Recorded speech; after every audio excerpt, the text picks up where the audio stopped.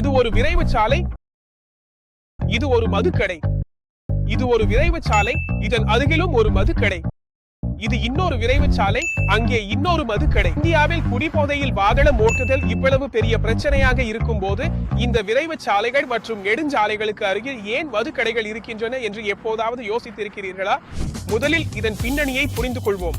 2016 உச்ச நீதிமன்றம் அளித்த தீர்ப்பின்படி தேசிய மாநில நெடுஞ்சாலையில் இருந்து 500 மீட்டர் சுற்றளவுக்குள் மதுக்கடை இருக்கக்கூடாது. சிறிய நகரங்களுக்கு இது 220 மீட்டராக இருந்தது. தெளிவாக சொன்னால் நெடுஞ்சாலைக்கு அருகில் மது கிடைக்கக்கூடாது. ஆனாலும் இந்த பெரிய கடைகள் லாபகரமாக வியாபாரம் செய்கிறார்கள். எப்படி? சட்ட ஓட்டை. உச்ச நீதிமன்றம் வழிகாட்டுதலை மட்டுமே வழங்கி இருந்ததால் அதை அமல்படுத்தும் பொறுப்பு மாநிலங்களுடையது. இங்குதான் சட்ட ஓட்டை ஆரம்பிக்கிறது. தேசிய நெடுஞ்சாலை, மாநில நெடுஞ்சாலை, வெளி விளிம்பு, சேவை சாலை, நகராட்சி பகுதி வரையறை ஒவ்வொரு மாநிலத்திலும் மாறுபடும். சில மாநிலங்கள் நெடுஞ்சாலைக்கு அருகில் உள்ள சாலைகளை சேவை சாலை அல்லது இணைப்பு சாலை என அறிவித்தன. சில இடங்களில் நெடுஞ்சாலையில் இருந்து அதன் அந்தஸ்தையே பறித்துவிட்டனர். 2017 நகராட்சி பகுதிகள் இத்தடைக்குள் வராது என உச்ச நீதிமன்றம் தெளிவுபடுத்திய போது நெடுஞ்சாலைக்கு அருகில் உள்ள பகுதிகளை நகர்ப்புற எல்லையாக நகராட்சிகள் அறிவித்தன.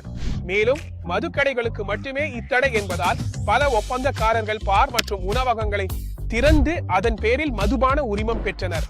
காகிதத்தில் எல்லாம் சரியாக இருப்பினும் பிரச்சினை அப்படியேதான் இருக்கிறது. மாநில அரசுகள் ஏன் இக்கடைகளை மூடுவதில்லை என்ற கேள்வி எழுகிறது. மதுபான வரி மாநில அரசுகளின் வருவாயில் 20 முதல் 30% வரை வழங்குகிறது. இதன் பெரும் ஆதாரம் நகர கடைகள் அல்ல, மாறாக நெடுஞ்சாலை கடைகள் தான். ஓர் அறிக்கையின்படி வாணிபட் ஜலந்தர் தேசிய நெடுஞ்சாலையின் 181 மைல் நீள பகுதியில் 185 மதுக்கடைகள் உள்ளன. அதாவது ஏறக்குறைய ஒரு கடை. குடிபோதையில் வாகனம் ஓட்டுவதை குறைக்க கடைகளை அகற்றுவது மட்டும் போதுமா அல்லது வேறு தீர்வுகள் உண்டா? உங்கள் கருத்துக்களை கமெண்டில் தெரிவித்து இந்த வீடியோவை பகிருங்கள்.